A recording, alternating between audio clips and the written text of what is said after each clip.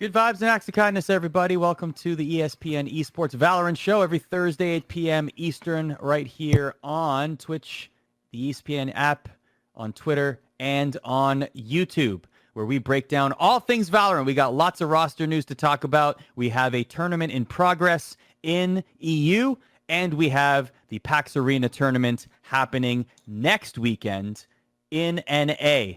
We got Arda, Emily, Tyler, and Jacob with you for the next hour or so to break things down. Lots to get to, so let's get right to it. The WePlay Invitational, the Swiss round-robin format happening right now, Tyler. And we almost had an upset. We almost, G2 almost lost to Party Parrots.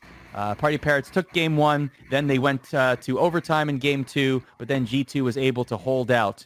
But so far, so good. Pretty good action so far. Yeah, it's actually been quite good. I actually want to give kudos to WePlay. They might have the crispest production I've seen so far of any Valorant tournament, just from graphics to design to just the overall presentation has been really slick, especially in this global pandemic that we were in. A lot of these tournaments are being run outside of homes, where this is actually from a studio. Obviously, players aren't there, but the production quality is actually really good, and the games so far have been actually quite exciting. I think G2 versus Party Parrots has been one of my favorite series in recent memory. It was a really close series. Party Parrots, I think, have been overlooked a bit because obviously they didn't win the Vitality Open, didn't make the finals, but they were kind of the number one European team before G2 kind of came together last week. So I think that might be the final that we have, in the distance possibly. I think those are probably the two best teams alongside NIP, who is kind of the prodigy team from the Vitality Open, now on Ninjas in Pajamas. Kree and Fear and Hip, who's the only player in the world really playing Reyna at the moment. So, and Lucker and Ryan, we have some good European talent. It's actually a really good tournament. I think this is one of the better tournaments we've seen from Europe. I do think G2 are the favorites, but it's gonna be a tough one because Party Parrots came so ever so close, and Adinksa on the Cypher operator had some amazing shots in that series. So far so good. I think the one interesting thing that's been that I've enjoyed throughout this tournament, and they obviously played against Ninjas in Pajamas and lost, is Fish 123. Obviously, they are going under Fish 123, but as we reported, they are going to be Team Liquid. And I thought they were better than Ninjas in Pajamas, and I know that series was close. But nonetheless, I don't know. I want to see how this team does as we go throughout the rest of the tournament, especially tomorrow when they have to play Party Parrots, to see if they'll stay in the tournament or not. Yeah, that's going to be a really, really interesting match, actually. Because as the big Fish 123 proponent, I'm actually super excited to see that they got signed, so we can talk about that in a bit. But I'm pretty, I guess, they haven't been performing as well as they did previously. Obviously, part of that people are going to point to is the fact that Artis is no longer on the roster as well. Obviously, adding Scream is, a huge benefit. He's also an insane player. So I'm looking forward to seeing how the core of Fish 123 plus Scream ends up working out, just because I've been rooting for these guys for a while, and I'm glad that a big org finally decided to pick them up. And the Fish 123 Party Parrots and NIP G2 matches tomorrow will be really interesting. The thing about a Fish 123 I want to hit on really quickly is that they don't have an operator right now. And Eccles has kind of stepped into that role on the Omen, and he looked pretty good on it. But the thing is, it's not just losing artists, it's losing that primary confident operator player you can just kind of lean back on. I mean, almost every single top-tier team has that ace operator player. And for Fish 123 / Team Liquid, Scream's not going to be that player. He's going to be a rifler player. So Eccles kind of has to step in and be that operator. So it's going to take time, most likely, for Team Liquid / Fish 123 to really hit their peak with this team.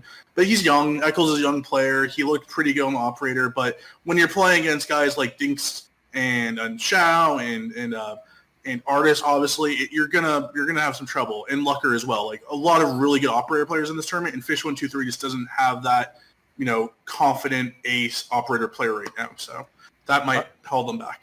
Artis is second in the tournament right now with a 267 average combat score and a .91 kills per round ratio. In terms of KD, it's actually Lucker from Ninjas in Pajamas who's leading the way with a 1.39. So yeah, the tournament continues. We're going to see that throughout the weekend. But now let's talk about EU. When I say we, I mean Jacob and Tyler reported Team Liquid will be entering professional Valorant. They're going to be signing the remainder of Fish 123, minus Artis, of course, who's with G2.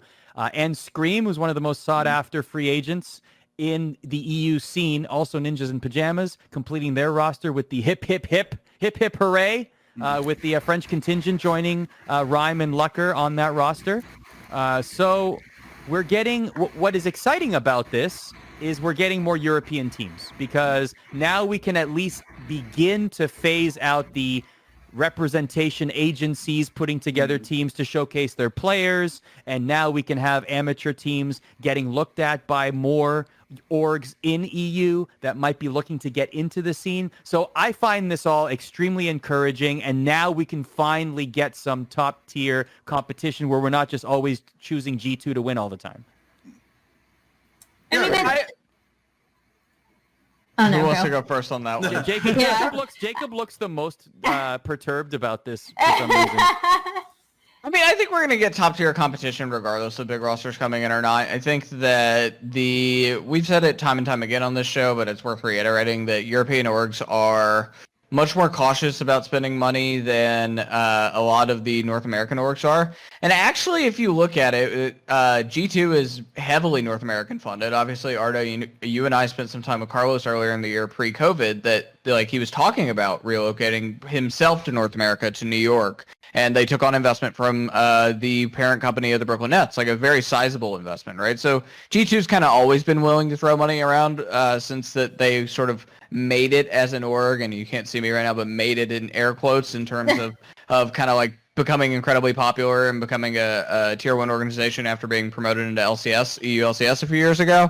And yeah, like Liquid is also a North American-owned organization. Yes, they are founded by a European, and Victor Goossens, Nazgul, and he is still heavily involved. He's the co-CEO of the team and oversees a lot of their Counter-Strike stuff also, but Counter-Strike team's North American. Ownership group is North American. They are a lot more loose with their money. Ninjas in Pajamas was a little bit more surprising, I think, because their financial solvency is not as thick as Liquid or G2.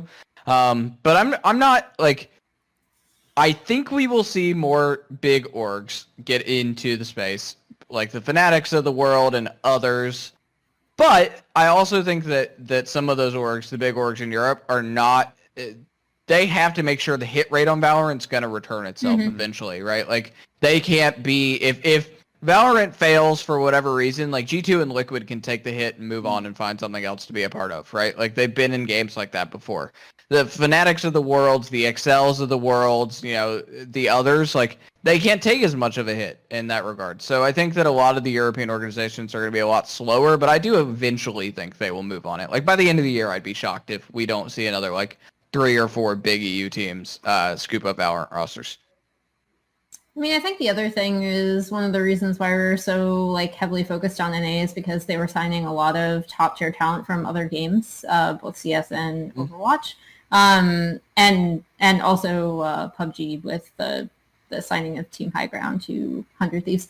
I think I don't think that's actually affected the level of competition in Europe as much as people think it has. I feel like the perception is that Europe is not as strong in Valorant because big orgs aren't getting involved, but I actually disagree with that.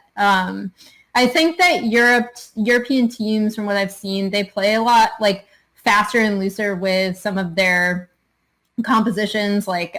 You have people taking risks on Sageless compositions before NA teams did. You have teams, I guess, experimenting a bit more. But as for the overall general competition, yes, do I think the top organizations right now, the top teams in Valorant are in North America? Yes.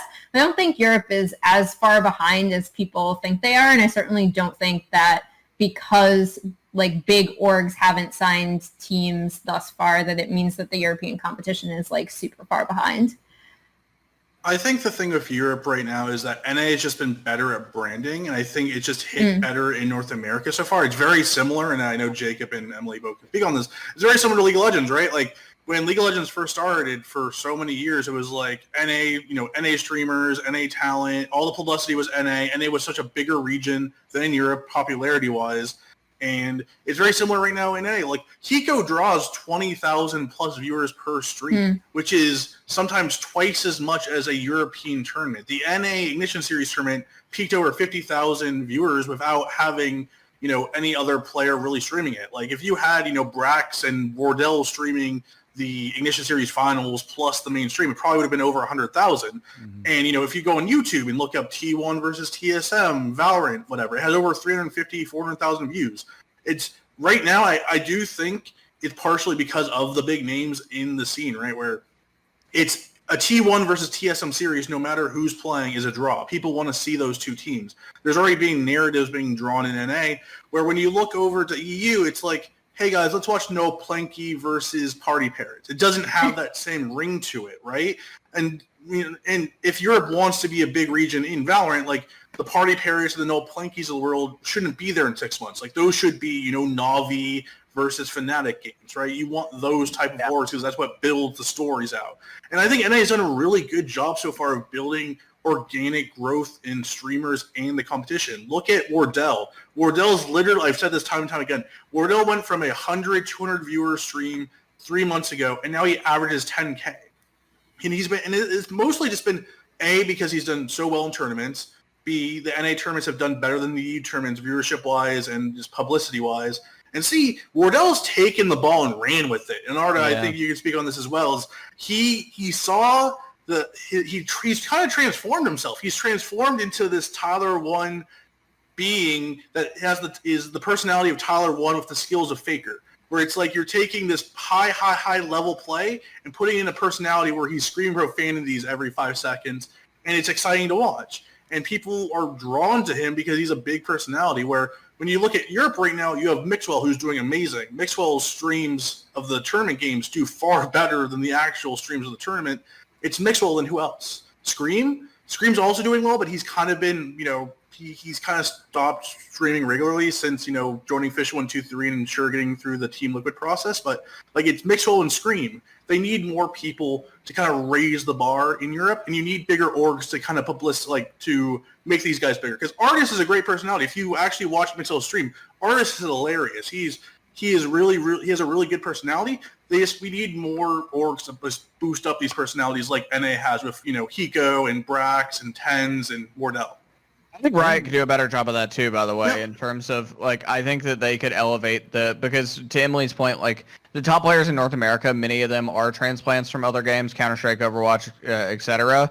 In Europe, right, there are those players like Mixwell and Scream that were very popular in Counter-Strike, but people like Tyler said, Artis is a good example of this, probably one of the best players in all of Europe, but has absolutely no brand equity in terms of the space, right? People don't really, unless you really follow it, you don't know who he is and you don't care who he is. And Riot, right. I hope that Riot, even though they're kind of taking laissez-faire, hands-off approach to this first year, I hope that they do a good job of telling those stories about those players, through the Ignition series, right? Following them from one event to another and sort of telling those stories as they emerge.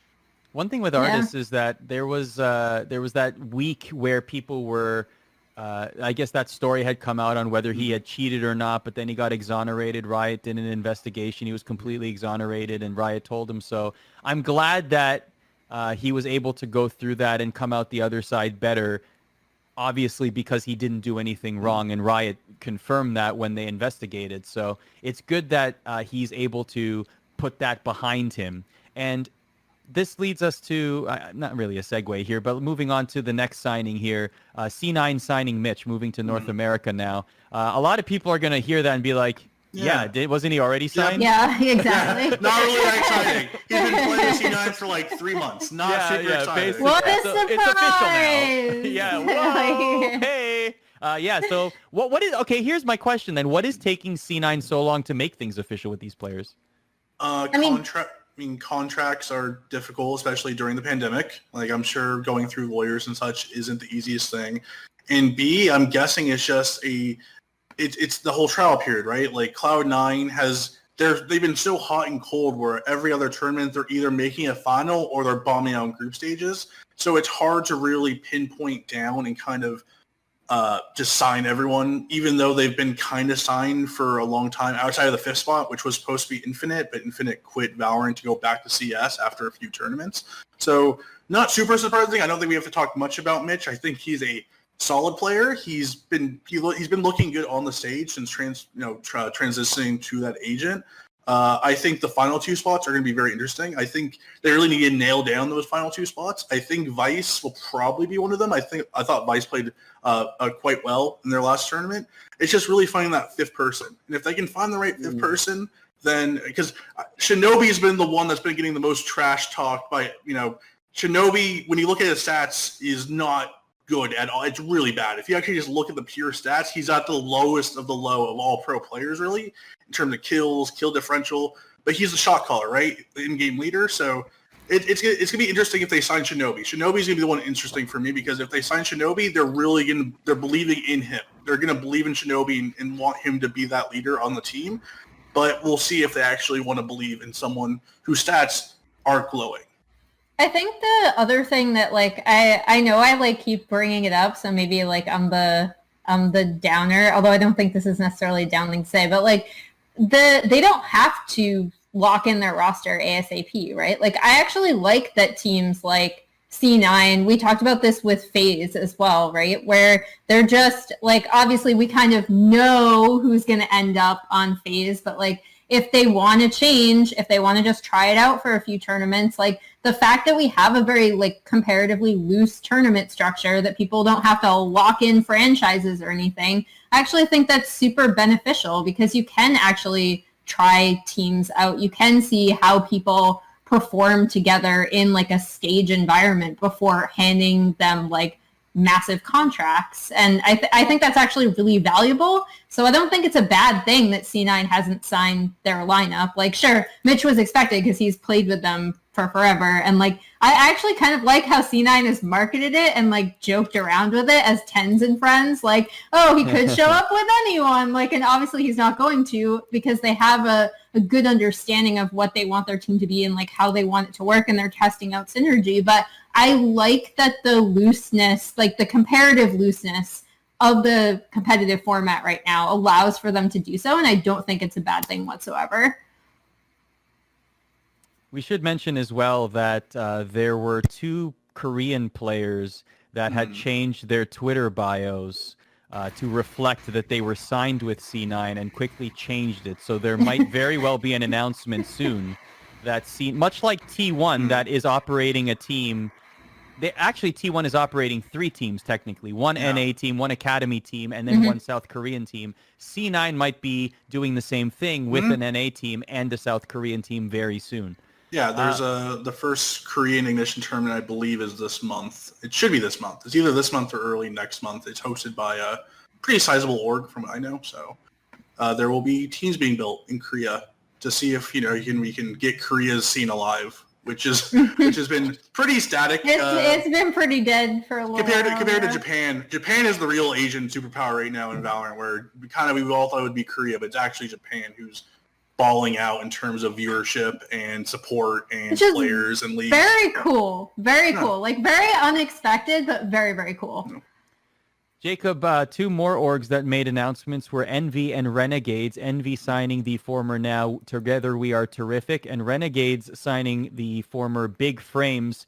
Shout out to the Canadian on that team whose username is Randy Savage. So every time I talk about them, I will be doing the Randy Savage voice whenever they have good highlighghts. But you want to give us an example of that right now, by the way? I don't know what I'm thinking.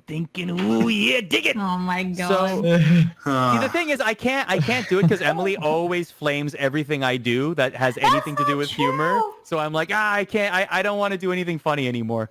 That's not true. Envy. Back to Envy for a second, Jacob. this is interesting because Hastro just made a huge announcement, right? He changed to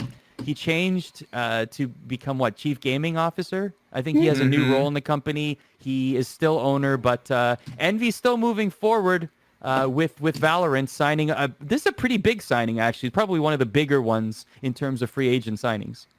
Yeah, I like the Together We Are Terrific signing a lot. Like, I think that this team has a really high upside. You know, I look at some of the teams in the space who transplanted from Counter-Strike, and some of them I have very strong feelings about what their ceilings were in CS, and and it influences my opinion on what they potentially can be in Valorant, right? Because I think some of it, while the game is marginally different, and obviously I don't think skill is 1-to-1, there are some players who just never can make it to the highest level of a game because of other things outside of game. Right, but with this Together We Are Terrific roster, I think they actually have a pretty high ceiling. I think that they were definitely the best unsigned North American team. And I, even FNS, like, he's someone who you hear really great things about everyone he played with in CS. He wasn't always the highest skill player, and he ended up on some teams where obviously like they were incredibly unsuccessful, but nonetheless, like, he's a good team captain and someone that everybody speaks very highly of in the way that he behaves, and that's a good thing. So I'm cool with this signing. I think that the MV signing is good. The Renegade signing, like, the way I feel about it is like kind of indifferent, right? Like, this is another one of those orgs that, like, they want to be in the space because it's the relevant thing to be in right now in esports, but like, Renegades isn't like super financially well off, right? Like, they're not in the same like funding bracket as Envy and Cloud9 and TSM and some of the others who have jumped into the T1, who have jumped into North American Valorant space so far. So like, Renegades wants to be a part of the conversation, but like, I still don't feel like they're like, this is not something that made me go, oh wow, I'm so excited. It just kind of is whatever. It is what it is. You like, need those teams. Roster's not bad. Yeah. So yeah, you need a depth. You need depth. Of yeah, teams they are that team that might upset once in a while, but I think it's fine. Like, they weren't in my top like 12 or 13 or 14 amateur teams, but they're probably top 20. Shout outs to them using the old Riot Games logo on their announcement graphic, by the way. So. We also heard through the PAX Arena announcements of teams that will be playing that Complexity Gaming is jumping into Valorant. As of right now, we don't know exactly who will be part of the roster. We have some guesses on who the roster might be. Presume some from social media. I think that there's contract a few names. meme will leak it every time. I mean, it's the contract meme. It looks right now. If you just use context clues, we are all highly intellectual adults here. We can all use our brains here. It looks like Ohai, very obviously, might be on the team. Also, Calm from Mythic CSGO. I think Calm is a really interesting one. Calm has kind of been quiet. He was very hyped up early on in the beta period, where everyone's like, Calm is like one of the big names to come out of it. And kind of when all these amateur teams, like Together We Are Terrific and China Win and Code 7 and all these teams started forming together, he kind of got left out, and he really hasn't been playing in a lot of, these big tournaments. But he's a player that I've kind of always heard great things about. So if Calm is on this Complexity team, that's a good pickup from them. But there's other names that there's like Lasky. Lasky is also a big name that's been thrown around of like, I know C9 tried him out for a trial. A few other teams have looked at him. There is talent still in NA. I don't know if you would want to pick up a current 5-stack amateur team. I don't know. I don't think any of those teams are game changers except maybe Code 7. But there is like singular talent out there that you could pick up to make a pretty interesting team for Complexity. Let me tell you something about Jason Lake. I have known him for a very long time. He's CEO of Complexity, and he's been in this space for a very long time, all the way back to the very, very, very beginnings of Counter-Strike. He's actually on the Eco a couple of weeks ago, and if there's anything I've learned about Jason over the past couple of years, of getting to know him better, reporting on him, spending some time with his investors in the Goff family and the Jones family who owned the Cowboys in Dallas a few years ago for a story, is that they take a much slower approach to esports. And sometimes it pays off really big, right? Like, I think and I know Jason has negotiated with top teams in Counter-Strike before, but the financial swing it takes to put a player under contract for $25,000 a month in that game did not outweigh the possibility of recruiting young talent, building that talent, and then winning events like Blast like they did a few weeks ago, right? And I have a feeling that mentality is going to transition into Valorant.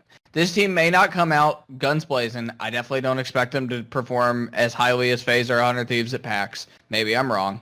But nonetheless, I expect that if they sign players, they will sign players and evaluate them. I imagine some of the players will probably move to Dallas sooner rather than later once they can, and it's safe to do so. And we will see this team we'll see how they do together, and we will see them slowly get changed out to build a better team, and they will build from the bottom up rather than sign the expensive 5-stack and try to go out swinging like some of these other orgs have.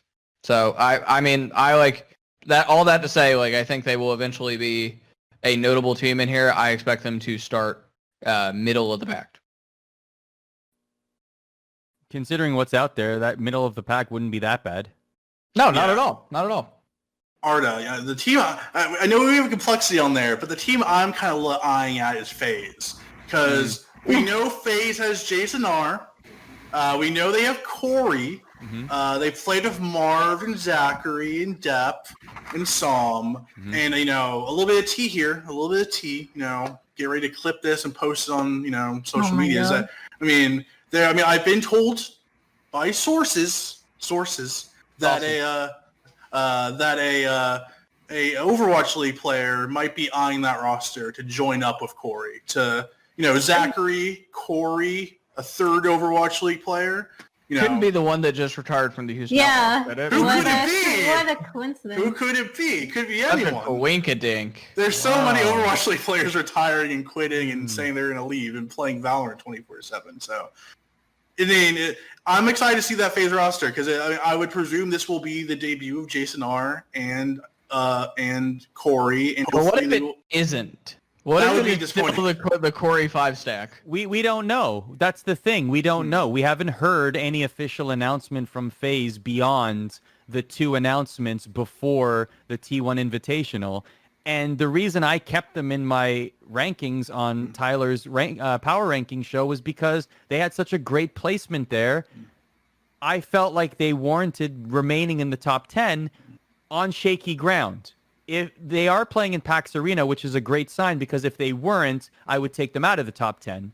But we need to see more from FaZe. We need to hear more about what this team is going to look like, especially now with so many teams picking up players. There isn't much left in terms of the current iteration of the talent pool, Emily, that it's starting to thin. So you got to wonder, announcement has to be coming soon. So I kind of disagree. Like I said earlier, I don't think it's bad that they're like trying people out, and they could like just run it back with the roster that they were experimenting with. I do think we're going to see some, ex Overwatch pros making, at the very least, maybe they'll be on the test roster for PAX or something, which could be interesting. But I don't know. Like I don't have as much of a problem with people not immediately signing 5-stacks or immediately signing players. Like I like watching the scene develop as organically as possible. And I think that teams trying out a variety of players like this and seeing how they perform is a good thing. So I don't think we need to hear anything from FaZe. I mean, maybe for your power rankings you do, like, because you want to see where the team is at, and you can't really rate the team if you don't know the roster. But I don't fall out of the power rankings if they're inactive. There you go. But like I don't think it's necessarily, again, like I'll never say it's like a super bad thing that teams haven't like definitively said like this is our lineup. That being said, I am curious to see what lineup they will field at PAX. I don't think it's a bad thing necessarily, but I also think is that we now have 12 orgs, and the thing is, you can't just trial players out, especially when they're good, right? Like you can't just be like, "Hey, Marv, play on our trial team" when you are one of the best brimstones in North America. There's going to be other orgs looking at you, and I think that's the only takeaway, right? In Europe, I feel like you can do that easily because there's not so many orgs looking to sign talent. But if you're FaZe and it's like, hey, let's try out Marv over and over and over, Marv might get another offer. Like the thing with with Psalm was was trialing for other teams when he trialed for FaZe. So these players aren't just trialing for one team or looking at one team. And in the global pandemic era, if you get an offer from a team which might not be as good as FaZe, but they're still giving you a salary for the next year, hopefully, and that you can live off of, you're probably going to take that instead of being trialed over and over. So I'm not saying that trialing players isn't good. I do like the fluidity and the organic growth and finding the 5 stack that really works for that team. But NA right now is pretty competitive. There is a lot of big orgs looking to sign players, so you just can't trial all these, especially top talent like Marv and Zachary and players like that. I still think that's a good thing because I'll always side with players having more agency. Yeah, true. I mean, and for them to have more options is absolutely clutch for the players. Of course, they should be trialing with multiple orgs until they sign with an org, and then they can be exclusive. A couple things in the chat before we move on. All-Star 11 says, Jason R. said on stream it's unlikely he'll play in PAX. So obviously we haven't heard that. So they're still going ourselves. with their test roster. Okay. So, now if that is the case, that leads me to question now what his role is on the roster at all.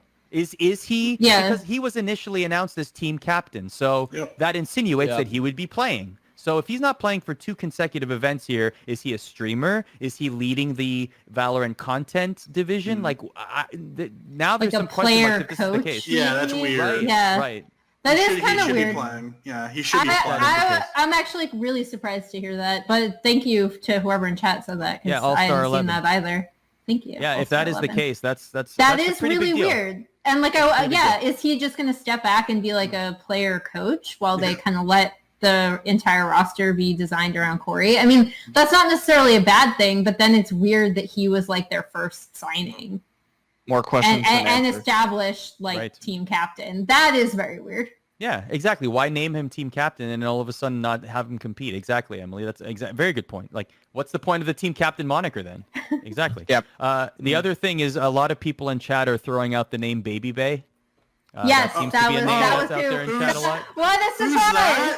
Not anyone that I would totally mention that just retired from Overwatch. I will say though, is there a player right now, a free agent who is more FaZe than Baby Bay?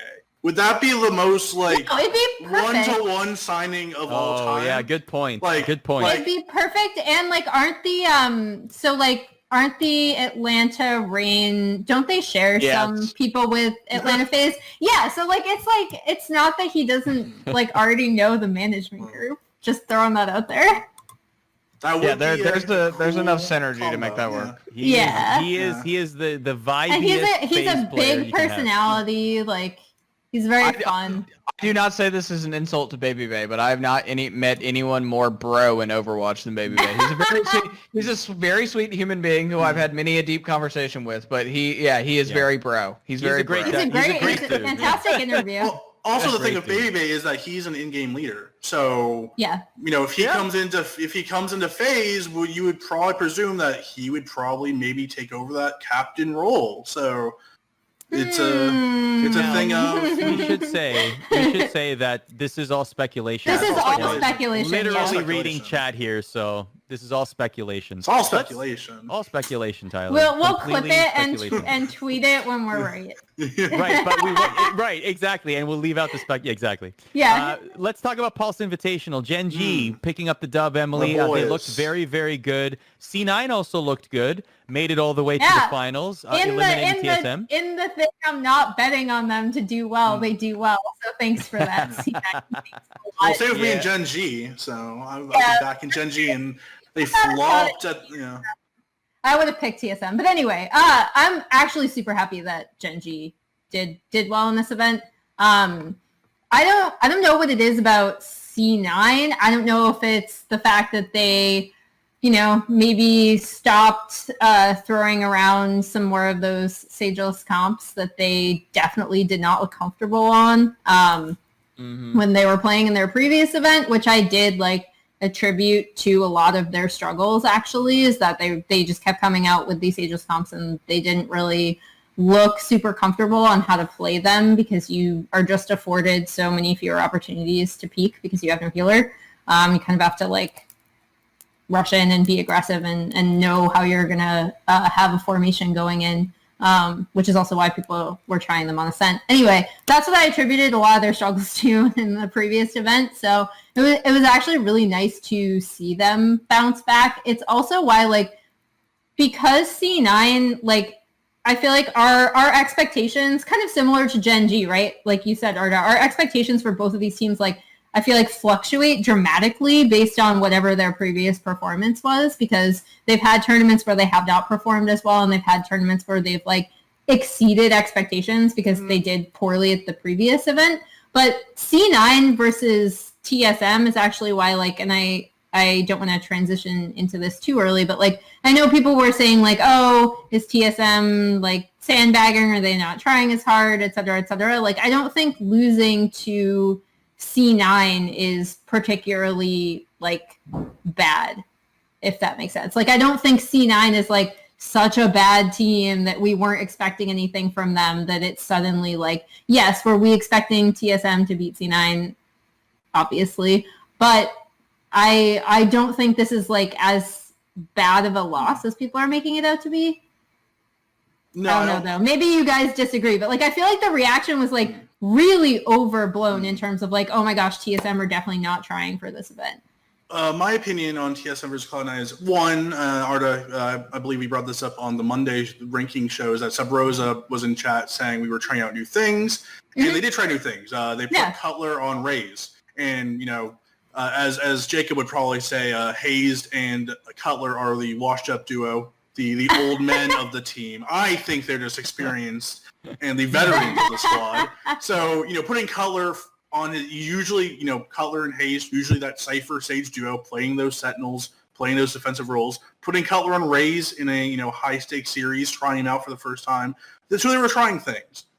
And I also think the thing that C9, why C9 won the series is they went full Sentinels, where they played stupidly aggressive around Tens, and they followed through with everything. And it was really fun to see where Tens was running in with a Judge just all over the map. He was just flying around with the Judge, and even if it looked like a dumb play, C9 was there to back him up and trade out kills. And that's something they've been missing in other events where it seems like they've been discombobulated in terms of being synced. And I also think that just Tens not only playing the operator role, he was playing everything. He was playing Judge, he was playing Phantom, he was playing operator. He was playing a new gun like every single round. He played really, really aggressive, and it caught TSM off guard, where it felt like at times they just didn't know where Tens would be, and Tens would just pop up with a shotgun and kill them all. And that's kind of how the series went, where they never really found a grasp on Tens, where compared to Gen G, who came in versus Tens, and Tens played that same aggressive style. They were still playing that aggressive style, and Gen G had them on lock, and Tens couldn't do any of the stuff he was doing against TSM. He tried to bring out the Judge, and he got shot down every single time, and he just got slapped down. So I think they surprised TSM a bit.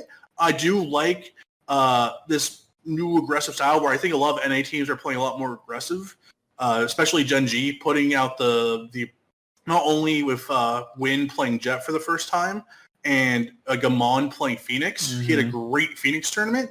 So I like the more aggression to kind of match TSM's aggression. But I just think when it came to the Gen G series, that Gen G had a good plan to play against Tens, because the Judge Jetty, as our friend Simo coined, was very good versus TSM, but it did not look as sharp against Gen G. I asked, speaking of trying out new things, I actually asked TSM's head coach Tailored about the Sageless comps, not just on Ascent, but we also saw it on Bind in this tournament. So I asked him, are we phasing out Sage? Like, are you finding that the utility is nerfed to the point where other agents are more useful in your comps? And he said, there's a lot of reasons for this. The main one on Ascent is what we wanted to try a comp with 2 smoke characters, so we knew that before. I've seen teams in scrims start phasing Sage out as of late. She's still quite strong on certain maps positions, and she only gets 1, maybe 2 useful heals a game. Ascent and Bind are least viable for her, but mostly Ascent. So we might see Sage less but still a viable character. Emily, you actually did the percentages you did the Vitality Open, right? I haven't. Yeah, I was looking at Vitality Open because Fabricant are kind of the I'm sorry, they're doing construction upstairs, but it's a Valorant party. Let's go. Right? That's just the smokes above my apartment. I think so Fabricant were kind of the first team to really bring this to the forefront in Europe. Which is why I was tracking it through the Vitality Open, and there was a pretty interesting spread of Sageless comps. She's still incredibly viable, but she was pretty much neck and neck with Raze in terms of pick rate, right under Cypher, who's now you cannot have, previously you couldn't have a composition without Sage, now you cannot have a composition without Cypher. But we saw, to his point, we saw in the Pulse Invitational, to also back up the point that Tyler was talking about being, super aggressive to match C9's aggression around 10s. Gen G ran a Sageless comp on Ascent using the double smokes from Omen, Brim, and then Phoenix for entry, and it worked out really, really well. So, NA loves, if there's anything to come out of the Vitality, putting Vitality and Pulse side by side, it's that NA does not like Breach we do not for whatever reason. Except but Shazam. They love Phoenix. Yeah, except Shazam is the only exception. Shazam loves Breach, but NA's Phoenix. We like the Phoenix and then play. Europe hates Phoenix. Yeah, they hate Phoenix. And love Breach. So It's very interesting. That's, if there's one, now that both regions are trying out Sageless comps, if there's one major compositional difference between EU and NA, it's that. Yeah. So let's talk about the Vitality EU Open. G2 dominate. Jacob, I know we've been talking a lot about, Liquid entering and teams being pretty hesitant, etc. But this was really a coming out party or at least a coronation party is probably a better way to say it, for G2. They looked great throughout the entire tournament. They put together a very solid roster, and it really paid off here. But what do you think in terms of, as we analyze the tournament as well, just the open format and also the idea that, this was really a launch pad tournament for orgs to take a look at some players and say, okay, I think we at least have a good scouting report now on where we can pick up some players in 5 stacks. Yeah, I think it served both in that regard, right? So I think that G2 obviously sort of showed everyone what they were made of. And I think it was time for that to happen, right? I believe a lot in a lot of the players in G2, and I think that their performance was really apparent. So I don't really have much to say about them other than well done. But the players on Fabricant and also Party Parrots, I think this was a big moment for them. I think that when we look at what happened with those rosters, and the reason I don't mention Prodigy, by the way, is because most of them did get picked up by Ninjas in Pajamas after this event, or officially announced as a part of Ninjas in Pajamas, so they're set. But the Fabricant players and also the players on Party Parrots had a really good tournament. Angel was great, the Ukrainian player for Party Parrots, former Counter-Strike player for Hellraisers and some other orgs. I think that this tournament served its purpose. I like the open format, actually, and a lot of those teams that came in through the qualifier and the open format did okay, right? To me, that is the way Europe needs to go. If Europe is not going to have these big name orgs that bring in all this exposure by coming into your tournament as brands, then I'm cool with opens happening more frequently in Europe, given the state of the ecosystem. What's the difference between Team ABC and Party Parrots coming into your event, right? Nothing, right? And if Team ABC is the better team on the day and the qualifier, then they deserve to be there more, right? So to me, I'm cool with this format continuing on. I thought the tournament was enjoyable, and I hope to see more of it as we sort of move forward rather than invitationals, because I don't think we're going to see as many European orgs, as I said earlier, jump on the hype to get a Valorant team right now. What about Tyler? There was one point in this tournament where there were some cheating allegations there. Initially, it sounded like it was tied to Noel Penke, but that was quickly fixed. Can you just take us through that? So that wasn't the Vitality European Open. That was actually the WePlay Invitational Yeah. that is currently ongoing. So Nopenki, the Lithuanian team that qualified through the second qualifier, beating the Opportunists in the final. Their first game of the tournament versus G2 was heavily delayed. It was delayed once. It was delayed twice. It was delayed after all the other matches have been taking place. It got delayed another 30 minutes. So it's like then the whole cheating allegations came out where it's like, oh, Nopenki, did they cheat? Did they cheat? Then it kind of came resolved, and I don't think it's been made point of enough. The cheating accusations against Nopenki weren't against Nopenki. It was against a team in Nopenki's qualifier to get into the tournament. So it was Nopenki had nothing to do with any sort of cheating allegations. There's nothing. They are as clean as can be. They're the one you can say they're as clean as any other team in the world. They made the tournament by all their good play. They're doing very well in the tournament currently. They're playing Need More DM, the Hungarian team tomorrow, to see which team will make into the top four. The only thing, good on Nopenki. Please do not ever call them cheaters. There's nothing bad about them. They weren't even looked into as to being possible cheaters. It was someone in their qualifier who got vanguarded, and they had to check it out for whatever reason. So don't get on Nopenki, even though their best player is called Vac, which is that doesn't their best player. It's pretty great, actually. Yeah, their best player, who's their operator on Jet, is called Vac. So that kind of sucks. But Nopenki, I like watching them. So I do hope they do play well tomorrow. Please don't ever nothing cheating allegations around them. It wasn't like artists. It was all a misunderstanding.